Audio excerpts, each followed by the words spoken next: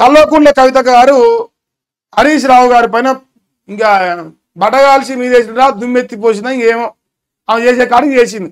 ఏదైనా సరే మా నాయనను నన్ను మా అన్నను విడగొడాలని చూస్తురు జనాలు, మా కుటుంబం విచ్ఛిన్నం కావాలని చూస్తురు, కాళేశ్వరంలో అవినీతి జరిగింది, హరీష్ రావు అంతా చేసిండు అని రేవంత్ రెడ్డికి ఒక అలసిచ్చినట్టుగా రేవంత్ రెడ్డి ఒక పావుగా అక్కగా అనిపించింది.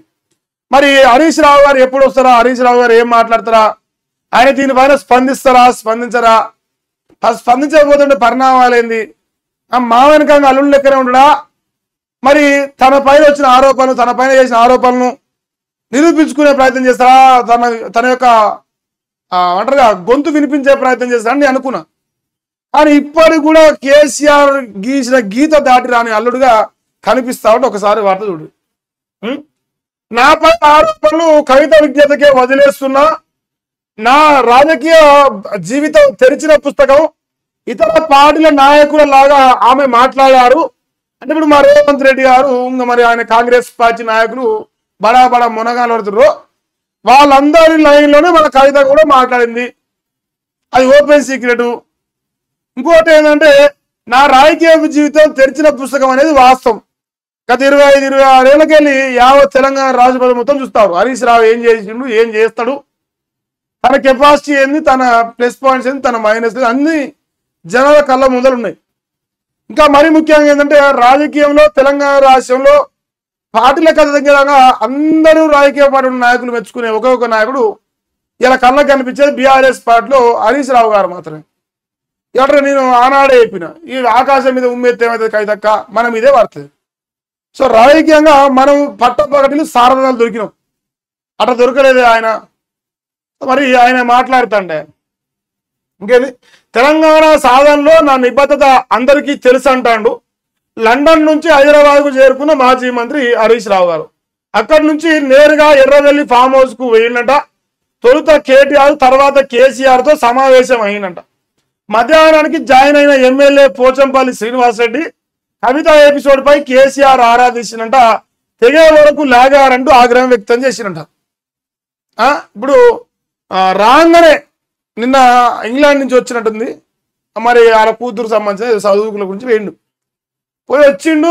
ఫస్ట్ ఆడ మాట్లాడి ఇక్కడ ఎయిర్పోర్ట్ దగ్గర మాట్లాడి ఆన్ ది స్పాట్ జంపింగ్ సాక్క ఎర్రవెల్లి ఫామ్ హౌస్కే పోయిందంట మన హరీష్ అన్న బండి.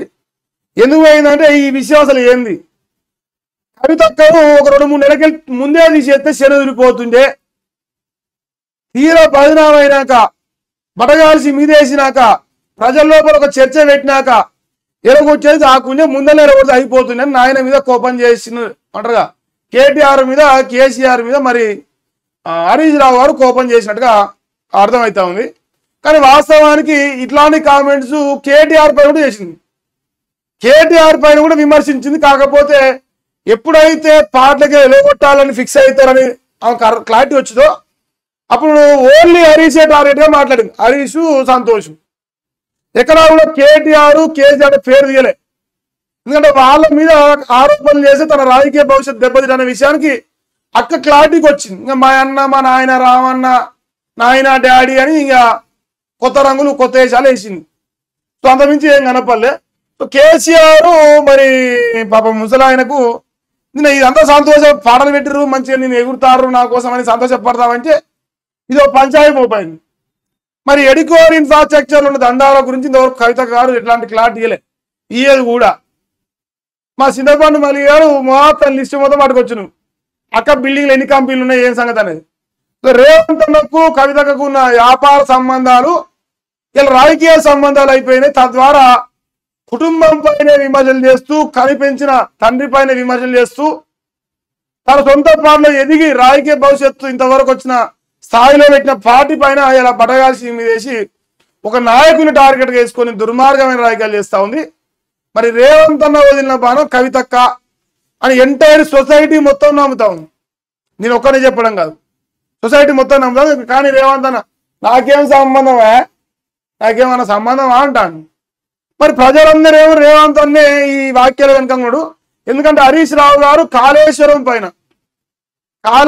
పైన పెట్టిన చర్చలో ఉచ్చ ఒప్పిస్తాను అసెంబ్లీ ఒక్కొక్కరు. కానీ రేవంత్ అన్నకు భయం అయింది. ఊకే మైకులు కట్ చేసి లోకం ముందు చర్చ జరుగుతుంది. అంటే బీఆర్ఎస్ పార్టీ అనుకున్న నాలెడ్జ్ కాంగ్రెస్ పార్టీ లేదు నీళ్ల పైన అనే విషయం ప్రజల్లో చర్చ జరగదని మరి పాపం మా రేవంత్ అన్న ఇక కవితక్కను ఎగేసిండు. కవితకు వచ్చింది, ప్రెస్ మీట్ వచ్చింది, పార్టీని హరీష్ రావు గారు బదనాం చేసిపోయింది. మరి ఇప్పుడు వాళ్ళు కూర్చొని ఏం చర్చ పెట్టుకుంటారు? ఫైనల్ గా ఇక తెగేదాకా లాగే అనవసరంగా తప్పు చేసినా ముందే వీక్ పడేసేది ఉండే అని చెప్పేసి వాళ్ళు డిసైడ్ చేశారంటే ఇంకా మరి ఇంకా కుసబెచ్చి ఏం మాట్లాడారు ఏం సంగతి అనేది మనకు రావు బయటకై, అవి వాళ్ళ లోపలనే ఉంటాయి, అవి వాళ్ళ పర్సనల్. మొత్తానికైతే హరీష్ రావు గారు ఇక నాపై ఆరోపణ కవితగా అంటారు వ్యక్తిగతమనే విజ్ఞతకే వదిలేస్తా అంటాను. ఇక మరి మన అక్కకు విజ్ఞత అనేది ఉంటే కదా అన్న, ఉంటే దాని గురించి మాట్లాడాలి. విజ్ఞత లేనప్పుడు ఇంకా ఏం చెప్తాం? ఇంతవరకు ఈ వార్త ఉన్నది.